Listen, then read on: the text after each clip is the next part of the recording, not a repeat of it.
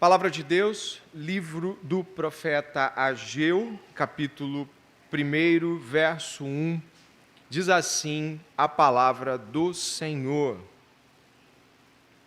No segundo ano do reinado de Dario, no sexto mês, no primeiro dia do mês, por meio do profeta Ageu, a palavra do Senhor veio a Zorobabel, filho de Salatiel, governador de Judá, e a Josué, filho de Josadaque, o sumo sacerdote, dizendo: Assim diz o Senhor dos exércitos, este povo diz, ainda não chegou o tempo em que a casa do Senhor deve ser reconstruída. Por isso, a palavra do Senhor veio por meio do profeta Ageu, dizendo: Acaso é tempo de vocês morarem em casas luxuosas, enquanto este templo permanece em ruínas? Até aqui. Gostaria de convidá-lo a estar orando neste momento, e o pedido não é diferente de outros domingos, para que quando a palavra de Deus estiver sendo exposta, o nosso coração esteja exposto a esta palavra, sem criar obstáculos, nossa arrogância caia por terra e que possamos ouvir a voz do Senhor bem fundo em nosso coração. Ore comigo. Pai, nós te bendizemos aqui e como cantamos, viemos te glorificar, dizer em plenos pulmões que tu és o nosso Deus, o nosso Senhor, o nosso Salvador. Pai, nós te pedimos, em nome de Jesus Cristo, teu Filho, que o nosso coração fique exposto à palavra de Deus. Enquanto ela estiver sendo ministrada, nós estejamos sendo revirados por dentro. Nós estejamos sendo examinados, descortinados e libertos de pecados, de mentiras e de enganos.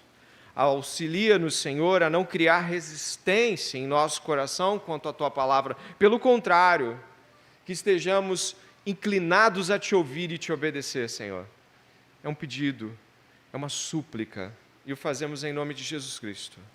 Amém.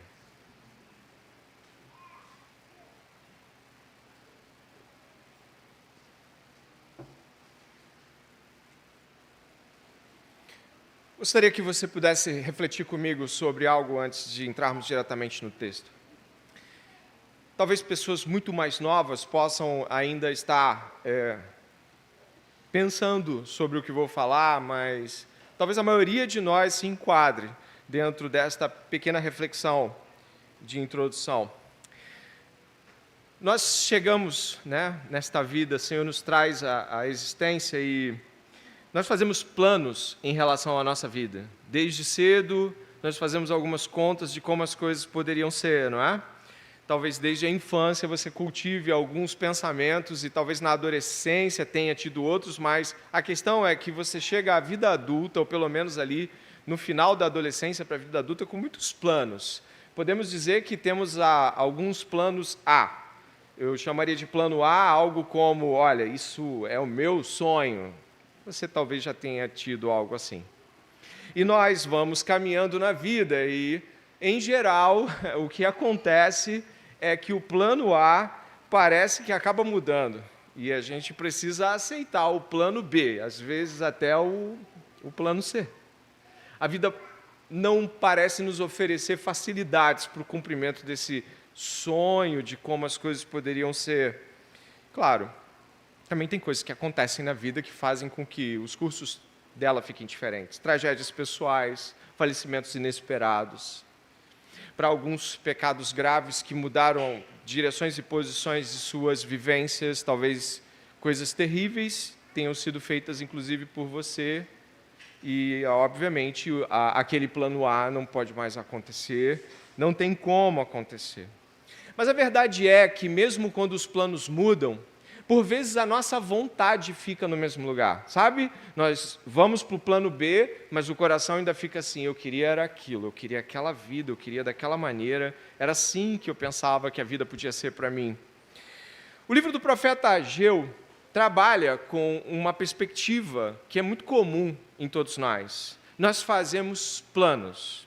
E talvez se você for um cristão, alguns deles você até coloque o crachá vontade de Deus. Você já talvez tenha certeiramente dito assim, sabe? Isso é vontade de Deus, com a boca cheia, né? Isso é vontade de Deus para a minha vida. O profeta Ageu vai estar falando com um povo que acredita que sabe o que Deus tem para eles. E que acredita que sabe o que deve fazer no tempo que está vivendo. O profeta Ageu traz uma denúncia da parte de Deus sobre como nós, no caso eles, e agora também nós, expostos à palavra, podemos estar fazendo considerações sobre os nossos planos A, B e C, e até mesmo achando que Deus tem parte nisso. E eu gostaria que você pudesse, com este espírito reflexivo sobre, bom, será mesmo então que o que estou aqui pensando é que Deus está a ponto de refletir, ou me fazer refletir sobre minhas escolhas? Sim. Quando ouvimos a palavra de Deus, certamente Deus não dá sugestões para a gente. Deus nos dá ordens. E eu gostaria que você pudesse, então, ouvir a palavra de Deus na certeza de que Deus tem o plano certo para a sua vida. Amém? Aqui, se você puder deixar a sua Bíblia aberta, vai ajudar muito. Nós encontramos o verso 1 dizendo: no 2º ano do reinado de Dario, no 6º mês, no 1º dia do mês, por meio do profeta Ageu, a palavra do Senhor veio a Zorobabel, filho de Salatiel, governador de Judá, e a Josué, filho de Josadaque, o sumo sacerdote. Nós temos aqui, certamente, o mais preciso dos profetas, quando o assunto é data, hora, dia. Mais de uma vez, Ageu deixa as coisas bem marcadas. Também no final do capítulo 1, ele dá números que, inclusive, podem ser revertidos em números que nós usamos para a datação atual. Nós podemos usar aqui o antes e depois de Cristo com precisão por causa do que Ageu está falando, mas isso não é o mais importante para nós aqui. O mais importante é que Ageu já está em uma ponta da história do povo de Deus, que nós começamos lá atrás. Há alguns meses atrás, nós estudamos a história profética de Israel, como Deus falou através do profeta Elias, e o profeta Elias, talvez você se lembre um pouco ainda dessa história, primeiro livro de Reis, capítulo 19, o profeta Elias chama o povo para uma convocação, e aí faz um altar, o fogo cai do céu, profetas de Baal são mortos, e ali já está denunciado algo que Deus condena veementemente. O povo havia se corrompido. O povo havia entregado seu coração para ídolos, e dali para frente, e podemos até puxar um pouco para trás, mas dali para frente principalmente, o que você vai encontrar profeta após profeta, é Deus dizendo ao povo, de que se aquela situação continuar, o juízo será terrível e devastador. Então nós ouvimos isso, profeta após profeta, a gente ouviu Sofonias falando sobre o dia do Senhor, uma visitação terrível sobre todo o mal que o povo de Deus estava fazendo. Nós ouvimos coisas que Abacuque estava ouvindo. Deus está dizendo para Abacuque: olha, Abacuque, vai vir um povo que vai devastar vocês como um castigo merecido por seus pecados. O povo era o povo babilônico, os caldeus. Isso aconteceu. 20 anos depois de Abacuque, que foi a pregação da semana passada, o povo de Deus, então, foi castigado duramente por sua maldade, por sua completa impenitência diante de Deus, um povo extremamente vil, opressor, diversos tipos de pecados estavam sendo feitos, pessoas estavam morrendo de fome, sabe, as coisas estavam terríveis. Então Deus enviou um povo chamado povo babilônico, e este povo, na direção do Nabucodonosor II, que é um rei extremamente poderoso e terrível, devastou o povo de Deus, levou cativo, amarrou todo mundo, matou muita gente, destruiu a cidade, quebrou os portões, os muros, inclusive o templo. Exato, o templo no qual o povo oferecia seu culto, sacrifício. O templo foi devastado. Onde a gente está aqui agora? Nós estamos aqui muitas décadas depois. Nós estamos aqui há mais de 70, 80 anos depois. O que aconteceu? O povo já havia sido liberto. Isso também foi profetizado por Jeremias. 70 anos depois, o povo foi liberto por um rei chamado Ciro. E o povo, claro, liberto, o que você imagina? Libertar o povo, ele vai voltar para Jerusalém, a coisa vai ficar linda, vão reconstruir tudo, eles vão estar fazendo muralhas lindas, vão estar botando o templo no lugar, não é? Você imagina o povo de Deus todo animado, voltando, né? Ele nos libertou. Não.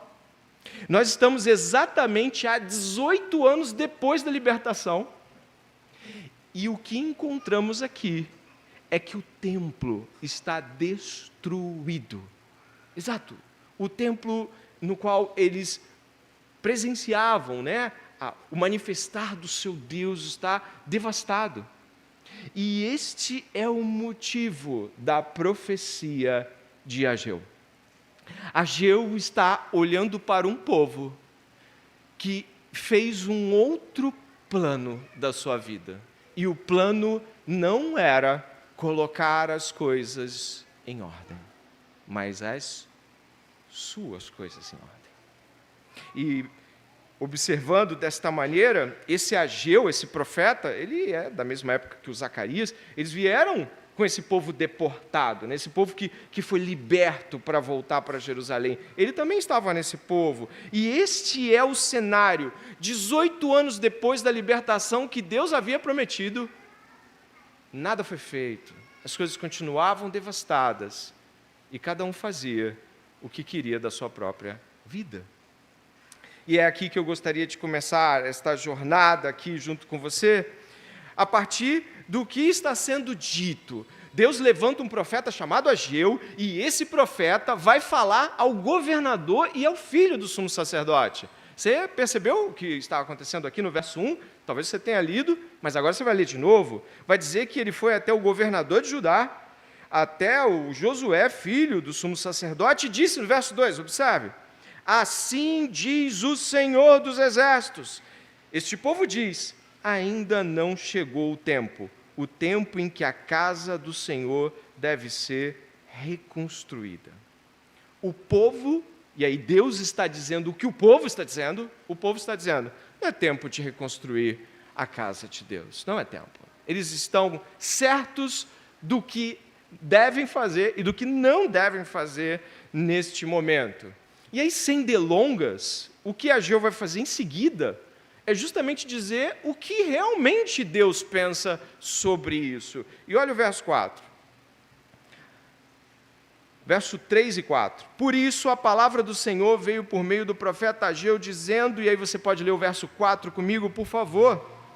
Acaso é tempo de vocês morarem em casas luxuosas, enquanto este templo permanece em ruínas? Olha, a resposta de Deus não deixa dúvidas. Não, eles estão errados quanto às considerações que fizeram. Em suas considerações, não é tempo de reconstruir o templo. E Deus deixa bem claro aqui, por meio de uma ironia muito evidente. Acaso então é tempo de vocês construírem casas luxuosas enquanto o templo permanece em ruínas? O que está acontecendo aqui? Os homens deste período consideraram, preste bem atenção, porque esse é um ponto central do texto. Eles consideraram a partir de si mesmos, sem absolutamente nenhum tipo de consulta profética ou qualquer outra coisa. Incluo aqui o governador e o filho do sumo sacerdote, porque eles também se arrependem depois. Eles concluíram de que não era tempo de mexer nessas coisas. E aí Deus diz, não é tempo, mas é tempo então de construir suas casas de luxo. É tempo então de vocês fazerem, não é tempo de reconstruir o templo, mas as casas de luxo de vocês devem ser reconstruídas. Essa posição é muito clara e começa daqui uma série de percepções que nós devemos ter sobre esse texto. Estão dando desculpas. Preste atenção, estão dando desculpas. É direto assim. Eles estão dando desculpas. Estão dizendo, não é tempo disso. Mas algo extremamente similar, como a construção das suas próprias casas. E aí Deus faz um paralelo muito claro, né? Afinal de contas, o templo é de pedra, parede e de todas as coisas que se faz para construir o quê? Uma casa. E o termo que é usado aqui para casas luxuosas é o mesmo termo que você usa, o que você vê ser usado no livro de Reis para a casa de Salomão. Então não devia ser uma coisa assim qualquer. Eles estavam gastando tempo e dinheiro para construir casas extremamente confortáveis, enquanto a realidade, que era uma realidade que nós vamos ver que é muito mais séria do que construir um prédio apenas, ou reconstruir um prédio para Deus, não é isso, a gente vai ver o que é, não estava acontecendo. Aqui, eles tinham tempo o suficiente, a questão começa pelo tempo suficiente para construir suas casas, mas não para a casa de Deus. E a ironia é que Deus nem está condenando o luxo em si, mas o fato de que eles acreditam que há tempo para isso, é o tempo para gastar nisso e não para gastar naquilo. Não é o luxo em si que é o centro da condenação, mas o fato de que algo que Deus está requerindo de modo similar, eles dizem que não tem como fazer, embora façam da mesma maneira para si mesmos. Esse é o ponto. E aí começa uma série de questões. Como, por exemplo, o tempo em que Ageu profetizou, dá uma olhada ali, na sua Bíblia deve estar, assim como a minha, muito parecido, está dizendo no 6º mês, você achou isso no verso 1, no 6º mês, ok? Sabe qual o 6º mês, por que o 6º mês é tão importante, por que Ageu coloca o 6º mês? Porque o 6º mês é o mês da colheita, eles colhiam no 6º mês. E aqui mais uma dessas coisas que Deus nos coloca para perceber aspectos da nossa própria vontade. O 6º mês era um mês onde geralmente as pessoas paravam tudo para fazer a colheita. E Deus está exortando eles num mês onde, na lógica, não se tem tempo para fazer isso. Ele não está chamando essas pessoas a uma exortação nas férias. Ele não está esperando, vamos esperar um tempinho, né? Depois da colheita eu falo com eles, afinal, depois das colheitas, eles podem me responder. Não, Deus está exortando eles no período mais intenso, inclusive colheita, você vai encontrar no texto logo depois, vários tipos de coisas referidas à colheita. Deus não está falando com este povo em um tempo que lhes é nem conveniente, mas num tempo de intensidade de trabalho, um tempo onde toda a família estaria envolvida em colheita. Esse é o primeiro ponto aqui. Você talvez espere que Deus vai exortá-lo a servir a Deus com mais intensidade quando pintar uma folga. Quando as coisas, nas férias eu dou um intensivão em Deus e igreja, vai ser uma bênção. Não, não é isso que parece aqui. É claro que tem jargões como Deus não chama os desocupados, Ele chama quem está ocupado, mas vamos para a palavra de Deus. O que está acontecendo aqui é que Deus está chamando essas pessoas por uma exortação a servi-lo e a fazer algo extremamente laborioso em um momento onde eles, para fazer isso, teriam que fazer algo, sabe, eles teriam que fazer um arranjo daqueles para colher e ainda fazer isso que Deus está pedindo. Esse é o primeiro ponto. Deus está dizendo às pessoas que não têm tempo para Ele e que estão no tempo mais difícil para terem tempo, para que venham servir. A profecia não vem num tempo vago, nas férias, mas num tempo de trabalho e intensidade, num tempo onde razoavelmente qualquer um poderia dizer, tenha-me, vou usar um termo antigo, né, das aras, tenha-me por excusado, ou seja, eu posso, olha a minha vida, eu tenho como dizer não para Deus hoje, olha onde Ele está chamando esse povo. Segundo ponto aqui, dentro desse mesmo texto aqui, que nós estamos abordando, além da profecia vir num tempo de trabalho intenso, de colheita, na época de colheita, nós precisamos considerar aqui que Deus também está falando com eles sobre o fato de que existem coisas que estão acontecendo que já são sinais claros de que Deus está os apertando, mas eles não estão percebendo. Repare só, por favor, aqui nos versos seguintes. Nós vamos encontrar no verso 5, Deus chamando a considerar ou a discernir. Repare só, se puder ler comigo, eu agradeceria. O verso 5, vamos lá. Portanto, assim diz o Senhor dos Exércitos, considere o que tem acontecido com vocês. A partir daqui, Deus vai estar mostrando coisas que estão acontecendo com eles, que são sinais claros da desaprovação de Deus em relação às escolhas de prioridade deles, mas eles não estão percebendo. Ele começa e continua dizendo assim, Vocês semearam muito e colheram pouco. Comem, mas isso não chega para matar a fome. Bebem, mas isso não dá para ficarem satisfeitos. Põem roupa, mas ninguém se aquece. O que recebe salário, recebe para colocá-lo numa sacola furada. Vá comigo agora na continuação do fluxo desse texto, no verso 9. Vocês esperavam que fosse muito, mas o que veio foi pouco. E esse pouco, quando levaram para casa, eu o dissipei com um sopro. E por quê? Pergunta o Senhor dos Exércitos. Porque o meu templo permanece em ruínas, enquanto cada um de vocês corre por causa da sua própria casa. Eu vou repetir esse texto, esse pedacinho, porque é muito importante. Enquanto, olha só, cada um de vocês corre por causa da sua própria casa, né? São duas casas em questão, a casa deles e a casa de Deus. E segue, verso 10. Por isso, os céus retêm o seu orvalho e a terra não produz os seus frutos. Fiz vir a seca sobre a terra e sobre os montes, sobre o cereal, sobre o vinho. Repare agora como Deus vai absolutizar a coisa. Sobre o azeite, sobre o que o solo produz, sobre as pessoas, sobre os animais e sobre todo o trabalho das mãos. Sabe o que Deus está dizendo aqui? Vocês não estão percebendo que eu estou os apertando.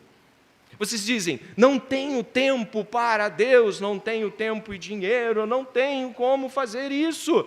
E aí vocês não estão percebendo que quanto mais vocês dizem, não tenho tempo para Deus, mais fica difícil ter tempo e que as coisas que vocês estão fazendo não prosperam. Elas não respondem com satisfação. Parece que sempre há uma necessidade a mais. Trabalho e não vem. Buscam e não tem. Não há satisfação, não há saciedade. Parece que vocês não estão entendendo. Eu fechei a porta da satisfação, porque vocês estão buscando a própria satisfação no que fazem para si mesmos.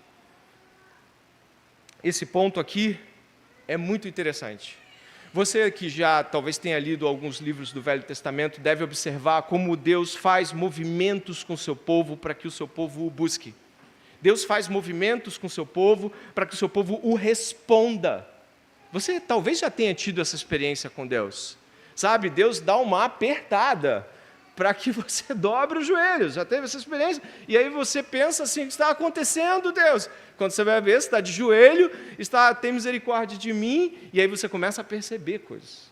Repare, eu vou marcar Ageu, mas repare o que vamos encontrar no segundo livro de Crônicas. Dê uma olhada, por favor, no segundo livro de Crônicas. Lá atrás, também no Velho Testamento, segundo livro de Crônicas, capítulo 7.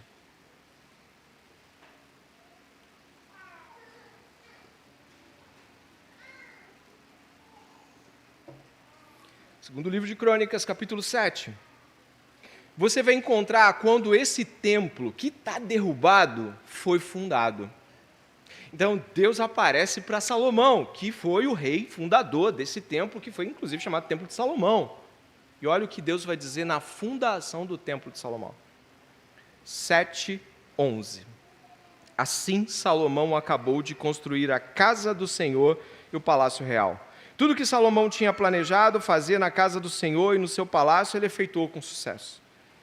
De noite, o Senhor apareceu a Salomão e lhe disse: ouvi a sua oração e escolhi para mim este lugar para a casa do sacrifício. Agora olha, se eu fechar o céu de modo que não haja chuva, ou se ordenar os gafanhotos que consumam a terra, ou se enviar a peste entre o meu povo, verso 14, você pode ler comigo.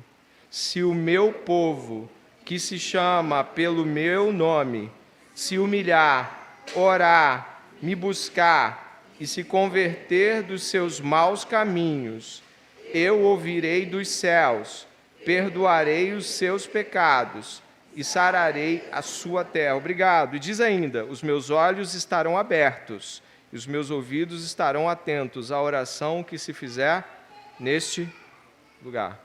Agora repare o texto de Ageu. Deus fechou os céus. E Deus fechou os céus, e quando ele disse que os céus estivessem fechados, o que eles deveriam fazer? Ir até aquele lugar que estava em ruínas.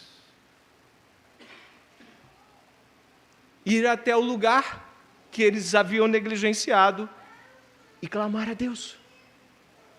Deus os está apertando, porque se de fato fizessem o que foi dito aqui em 2 Crônicas, eles iam se dar de encontro ao quê? A sua própria negligência. A oração que eles fariam seria no lugar que eles estão deixando para lá. O olhar deles, se eles fossem levar a sério isso, era olhar para aquilo que eles estão deixando de lado. Deus nos aperta para que possamos olhar para aquilo, para aquele, para aquela, para a direção que nós estamos evitando. Se o meu povo que se chama, se eu fechar os céus, aí você encontra Ageu, olha lá, eu vou ler com você de novo, olha o que diz aqui, ó. Fiz vir a seca sobre a terra. Deus secou. Então o que você tem que fazer? Eles tinham que orar. Mas eles não fizeram isso. E eles trabalham, não há prosperidade. Não há saciedade, não há satisfação. A frustração está lá. E isso nos leva a considerar de que o que eles estão buscando é que seu plano A seja cumprido. Eles estão buscando a edificação da sua própria casa. Eles estão buscando, e aí eu vou ser bem direto para você entender que eles estão buscando adiantar a vida. Eles estão buscando adiantar o que é deles. Eles estão buscando correr atrás do que vai lhes dar a comida, que vai lhes dar a segurança, que vai lhes dar o conforto, que vai lhes dar o que eles estão buscando. Sabe, eles estão buscando coisas que podemos considerar que até são coisas boas, ter uma boa casa, ok? Estão trabalhando, pelo que o texto diz, eles estão trabalhando, estão capinando, mas não vem. As coisas não acontecem. Temos claro aqui de que eles colocaram seus próprios interesses acima dos interesses de Deus. Eles colocaram buscas pessoais acima das buscas que Deus tem para o seu povo, em cada tempo, em cada época, e aqui negligenciaram declaradamente por 18 anos algo que Deus lhes deu para fazer. 18 anos, como o nosso Deus é compassivo, como o nosso Deus é paciente. 18 anos. Mas por que o templo é tão importante? No templo, a palavra de Deus nos mostra ao longo do Velho Testamento que no templo nós tínhamos um sinal, um símbolo visível da presença de Deus no meio do seu povo. O templo era o lugar onde as realidades que envolviam o sacrifício, que envolviam o dia do Yom Kippur, que envolviam os cânticos, o culto e todos os símbolos que são sagrados para eles já naquele tempo e que apontam para coisas que no nosso tempo onde se cumprirem em Cristo, eles precisavam colocar aquelas coisas no lugar porque aquilo honraria a Deus, glorificaria a Deus. Essa palavra não estou usando no vazio, é Deus mesmo que fala aqui no verso de número 8, dele me agradarei e serei glorificado, diz o Senhor. Deus ser glorificado por meio da obra do templo.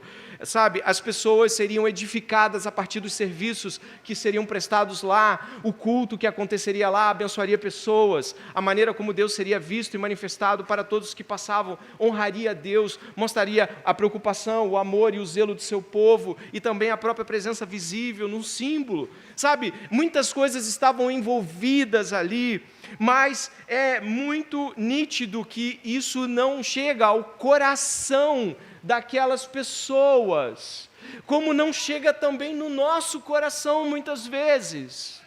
Quando nós estamos vendo as coisas, precisando de auxílio, de pôr a mão, de trabalhar em prol de, e vamos chegar nesse ponto, mas já deixo esse alerta, não são eles apenas, a Bíblia é para nós também.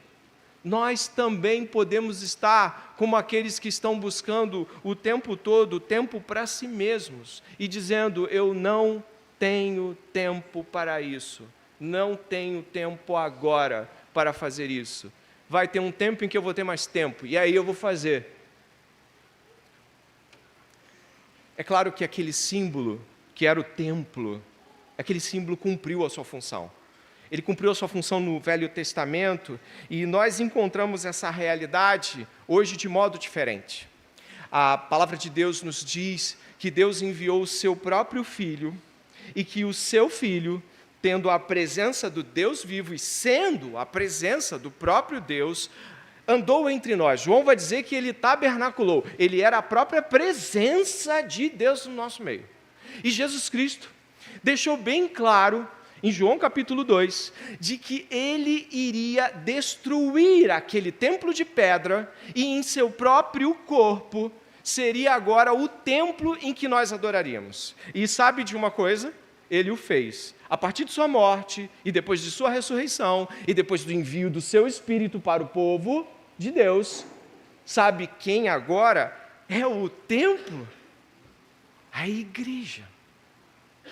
O apóstolo Paulo vai falar em 1 Timóteo, capítulo 3, verso 15, vai dizer assim: escrevo essas coisas a você, falando a Timóteo, Novo Testamento, esperando ir vê-lo em breve, mas se eu demorar, você saberá como se deve proceder na casa de Deus. Olha como ele está chamando a igreja.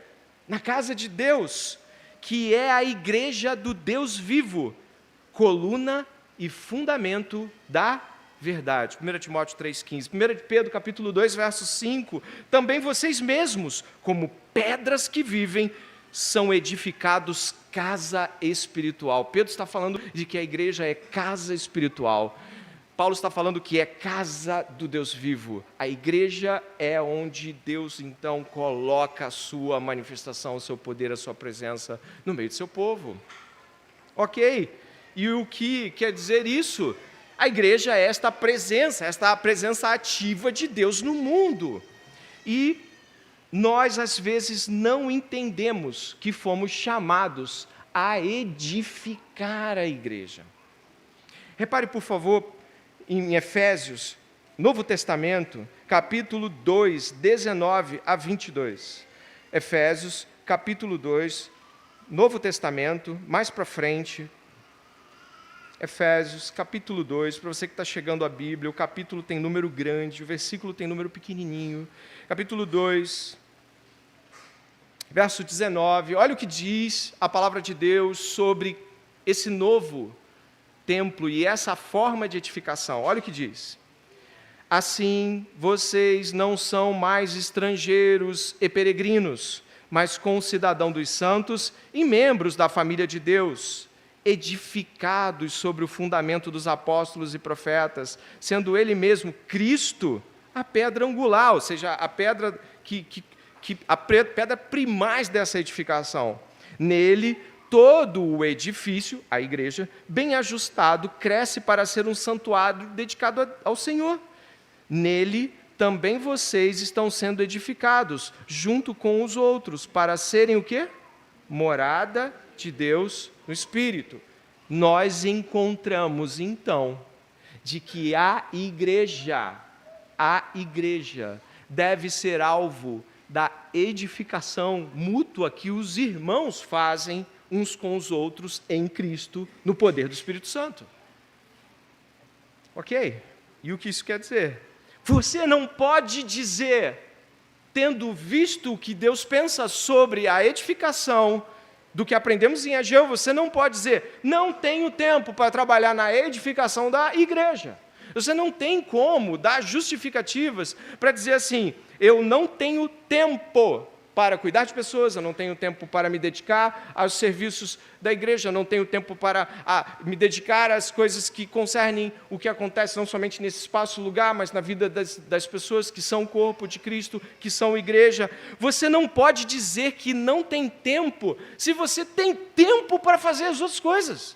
Você não pode simplesmente dizer assim, olha, quando as coisas estiverem livres, eu vou começar a fazer isso. Isso não existe, porque você foi chamado para edificar a igreja. Você não tem como dizer isso, a não ser que você...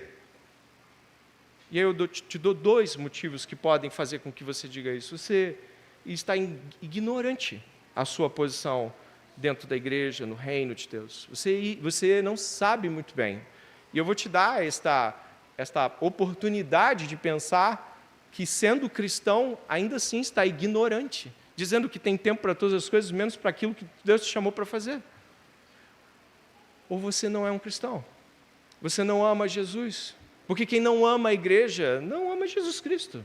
Quem não ama a igreja, que é a noiva de Cristo, que foi comprada com seu sangue, não ama Cristo também. Por isso, seja você um cristão ignorante, fraco, fujão, mas que nesta noite está recebendo encorajamento para abandonar esta condição. Seja você alguém que não teme a Deus e por isso igreja sim, igreja não, para mim tanto faz. Você não teme a Deus, você precisa da salvação de Jesus para você amar a igreja. Seja um dos dois, Deus te chamou para esse lugar hoje. E se você estiver firme com Deus, servindo a igreja, sirva mais ainda. Aquele que é limpo, aquele que é puro, aquele que é santo, santifique-se mais ainda. É assim que termina o livro de Apocalipse, não é? Não é assim, ok, passou por aqui, já fica por aí mesmo. Não, vai mais. Nossa obra trabalhada em Deus nunca é vã. Então, você faz parte de uma igreja fiel, se é membro dessa igreja ou membro de outra, trabalha diligentemente enquanto outros parecem não se importar, por favor, não se importe com isso, não desta maneira. Não pare de fazer porque outros não estão fazendo.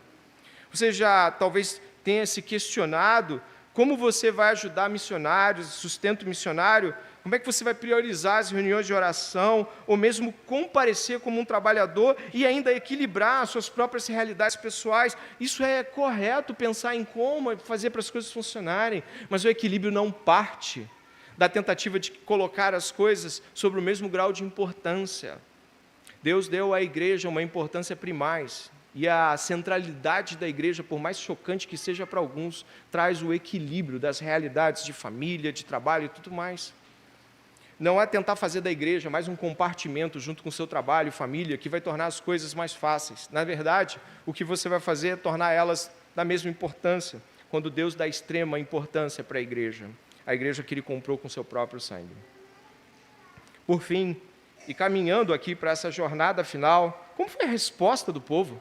O que será que o povo disse depois de ouvir essas coisas? O que será que eles fizeram? A resposta foi a seguinte, capítulo 1 de Ageu, verso de número 12.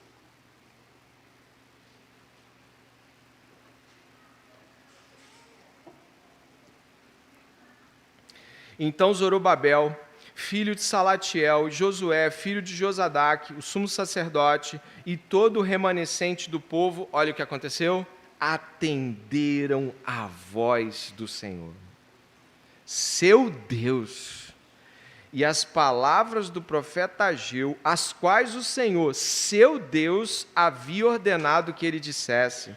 Lê esse final do verso 12, por favor. E o povo temeu diante do Senhor. O povo temeu, o povo percebeu a presença de Deus em seu meio, Deus falando com eles. Se algo acontecer esta noite na vida de alguém aqui, é porque esta pessoa temeu a Deus, é porque essa pessoa, apesar de ouvir um homem pecador pregando, falou assim, Deus está falando comigo, não tenho para onde fugir nem devo, Deus que está falando comigo.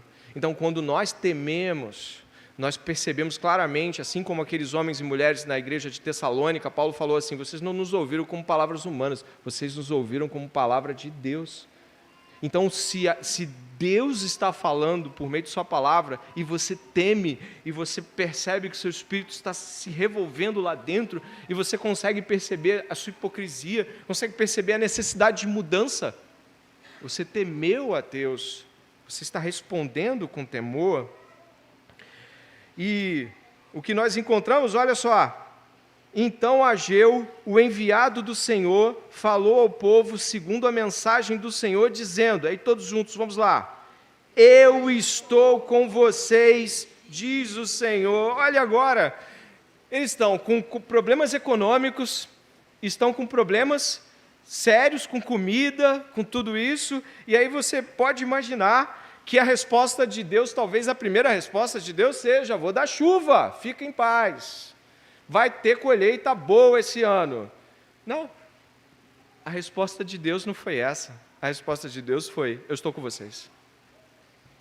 Parece que é uma resposta que não combina com o drama da coisa, mas tem tudo a ver. Em outros momentos das Escrituras, a palavra de Deus nos apresenta os personagens bíblicos recebendo respostas da mesma maneira. Por exemplo, quando o apóstolo Paulo estava com espinho na carne, e ele orou por 3 vezes pedindo que Deus tirasse o espinho da carne, Deus não tirou o espinho da carne, e falou assim: a minha graça te basta. Ou seja, eu estar a favor de você, o meu favor é o que tu precisa. E não tirou. Quando nós encontramos, por exemplo, Jesus nos ordenando a fazer discípulos, no final de Mateus, qual é o grande prêmio? Ele vai falar o quê? Vão por todo mundo, façam discípulos de todas as nações, batizando-os em nome do Pai, do Filho e do Espírito Santo, ensinando-os a guardar todas as coisas que vos tenho ordenado, e vai dar tudo certo. A faculdade vai estar em dia, vários filhos, casamento, vai ser uma bênção, vocês vão ver uma vida... Não, Jesus não fala isso no final. Sabe o que ele fala? E eu estarei com vocês todos os dias até o fim dos tempos. A promessa da presença para quem está servindo com intensidade é a melhor coisa que se pode esperar. O próprio Jesus disse assim várias vezes: não vos deixarei órfãos, voltarei para vocês. Mas não disse nada de tirar os problemas. Ele disse também, Jesus: se alguém me ama, guardará minha palavra, o meu Pai o amará, e viremos a ele e faremos nele morada. Em Hebreus, o autor de Hebreus, lembrando das palavras de Deus no Velho Testamento, diz: nunca o deixarei, jamais o abandonarei. A presença de Deus, o favor, a misericórdia, a bondade, o consolo, a esperança, o ouvir do Espírito, é isso que Deus promete para o seu povo trabalhador. É isso que Deus promete para o seu povo que zela pela sua obra. Deus promete de que em Cristo ressuscitará no 3º dia. Um dos momentos mais profundos sobre essa questão que envolve os cuidados com o templo, com o que Deus espera de seu povo, sem dúvida, o maior deles foi com Jesus.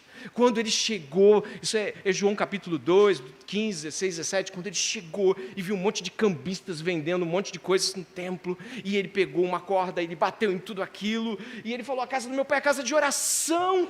E aí os apóstolos depois lembraram: o zelo da sua casa o consumirá. Você sabe o que significa consumirá aqui nos termos, o valor teológico desta expressão?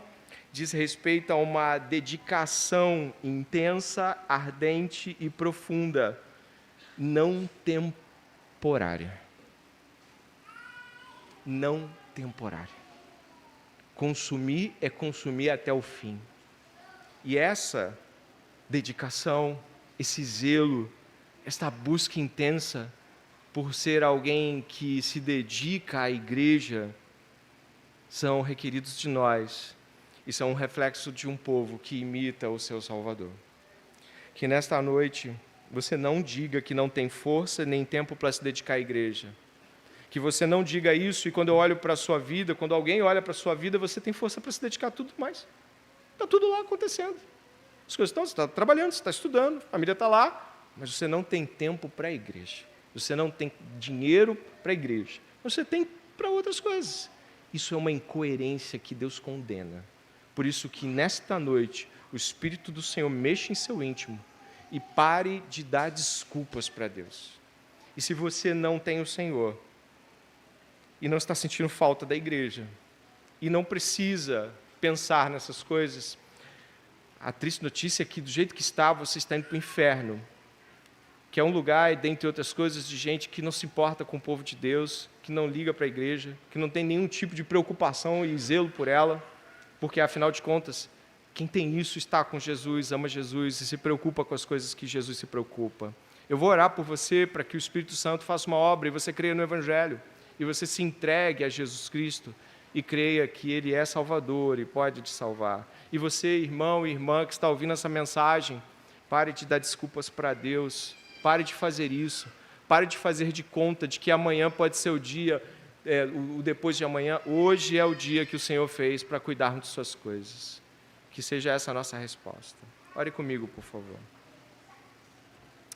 Pai, nós te agradecemos porque o Senhor nos conduz à tua santa palavra. Nos ajuda esta noite, Pai, a pararmos de dar desculpas para Deus. Nos ajude esta noite a confessarmos isso, a não somente estarmos diante desta pregação, mas com temor e tremor, pedirmos perdão ao Senhor com os nossos próprios lábios e de coração nos arrependermos e pedirmos ao Senhor uma chance para ser o que fomos chamados para ser como igreja. Povo dedicado a boas obras, povo zeloso, povo que edifica mutuamente o corpo de Cristo, povo que intensamente se dedica e que não dá desculpas para aquilo que precisa ser e fazer hoje. De igual modo, Senhor, também oramos por aqueles que estão aqui e que não temem o Senhor, e que talvez até este momento não sabiam como amar a igreja reflete amar o Cristo, e como o desprezo ou nenhum interesse em avançar com a igreja do Senhor reflete nenhum interesse por Deus. Pai, que esses que separaram o cabeça do corpo, nesta noite possam ter um encontro com Jesus Cristo, e possam ser salvos, e possam ser perdoados, e venham para a família de Deus, e que possam amar o teu povo, como Cristo ama a sua igreja e se entregou por ela. Pai, em nome de Jesus Cristo, que haja salvação neste lugar, uma profunda inquietação nos corações, Pai, de homens e mulheres que se perceberam distantes de Deus, a partir da sua distância com o seu povo, Pai. Auxilia-os a nesta noite buscarem o Senhor, enquanto se pode achar. Pai, te agradecemos porque a Tua palavra continua queimando em nossos corações, e pelo Senhor continuar falando conosco. E assim, oramos, e oramos em nome de Jesus Cristo. Amém.